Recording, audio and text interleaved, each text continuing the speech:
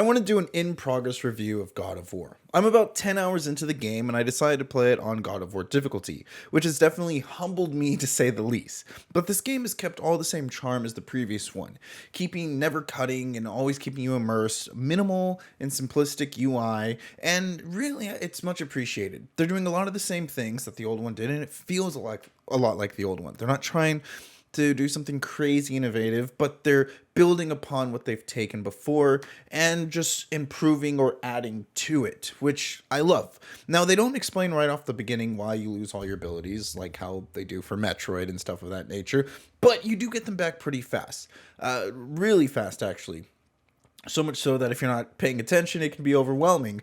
But on top of those mechanics that already make it feel like that you're going back into the game that you were once previously playing before, they add to those abilities. So where an ability that has been upgraded, you can now add more damage or stunning effects, giving you more options and a more specific and focused play style.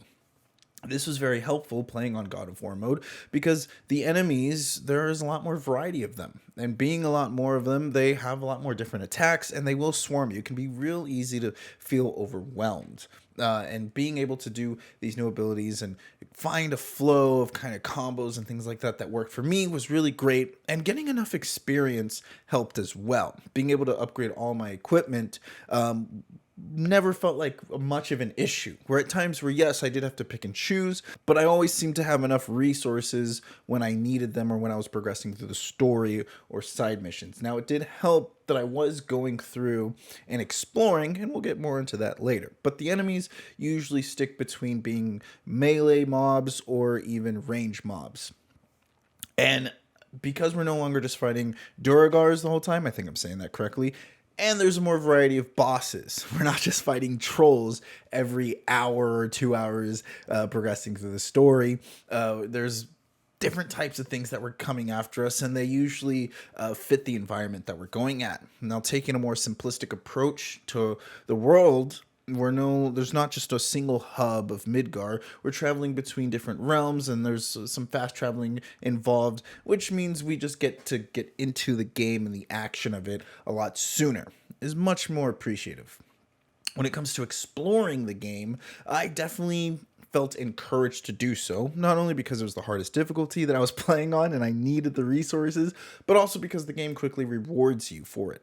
This game is an open world and it shows you that it's more linear than the last game is, and because of that, exploration is a lot more obvious. If there's a different path to take than the one that you're currently on, you're more than likely going to find a chest or some type of reward or a puzzle. Now, what is great about this is that it makes the game feel different. The pacing from the fast pace going in the hack and slash moment to moment to chilling out, relaxing, and solving some puzzles or just exploring an area to open a chest and seeing the new loot that you would get. This variety it's very much nice and doesn't make the game ever feel redundant. And on top of that, because the items that you get add to your abilities, just like how you can scale your abilities even to a further part, you can take that focus and really drive down a certain play style, which means everyone can play the game to what fits them the best, just like everyone has their own type of Kratos. And it's enjoyable and I really appreciate it, considering that I'm a lot want to be in the face, fast-paced kind of stuff like that. And keeping up with the exploration, you always, like I was saying before, have your items leveled up.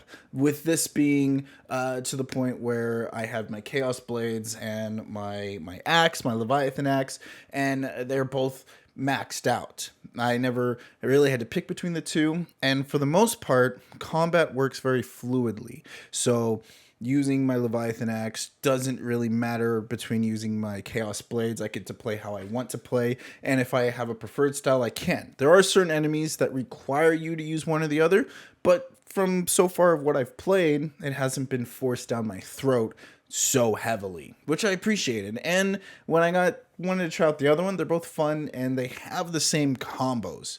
but they do different things within those combos. So it could possibly help, which I did find it help in certain situations, that the Chaos Blades were just easier for me to use during certain enemy groups, or when the map felt more claustrophobic, I could pull out the Chaos Blades from an AoE effect, whereas more focused target came from the Leviathan Blades. Storytelling is still fantastic in this game. As I said before, the game never cuts. It's all, unless you die like a million times like I did. It's always just zooming out, and it's all one take, and they come up with creative ways to make the focus and change the perspective. It continues off from where we left off, and it follows the same path kind of like the first game did. So just how crazy and awesome things started out in the first game, you're going to get the same vibes in this one. But also, if you are exploring, you decide to do some of the side missions that are part of the game, you will be rewarded with more cinematics, more exploration. Whenever you're going from point to point, the characters talk to each other and talk about the lore of the world that you're in, which gives it a lot more just reward for the storytellers, for those who enjoy story like myself. And again, it changes up the pacing.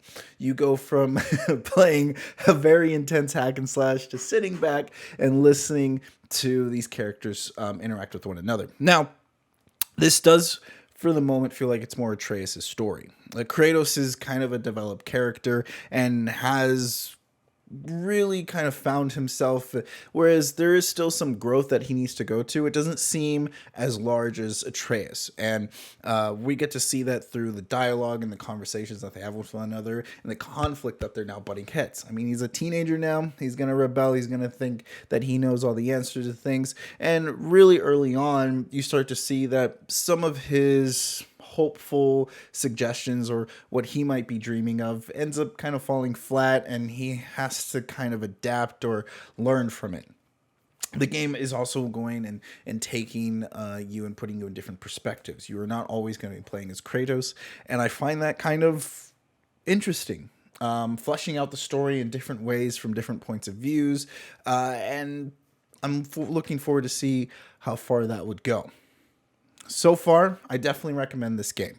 If you haven't played the first one, go play it. But if you are waiting on this one, go check it out. Maybe it might be on sale on Black Friday. I mean, it did come out pretty soon. But look out for my full review coming hopefully soon. I might have to lower the difficulty if I want to get that review out in time. But check out my stream. I stream every Tuesday, Wednesday, and Thursday. And until next time, play nice.